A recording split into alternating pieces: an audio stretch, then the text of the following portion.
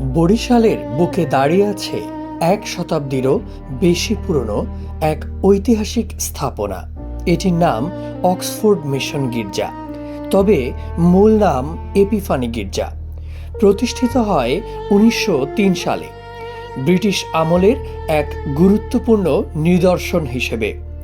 ইট ও কাঠের নির্মাণ শৈলীতে ইউরোপীয় স্থাপত্য আর স্থানীয় কারিগরির এক ব্যতিক্রমী সংমিশ্রণ দেখা যায় এখানে। এই স্থান শুধু একটি ভবন নয়, বরিশালের শিক্ষা, সমাজ ও সংস্কৃতির ইতিহাসের এক নীরব সাক্ষী। সময়ের প্রবাহ বদলেছে, কিন্তু স্থাপত্যের ভাষায় এখনও অতীত কথা বলে। ইতিহাস জানতে, বরিশালকে বুঝতে অক্সফোর্ড মিশন গির্জা এক অনন্য নাম।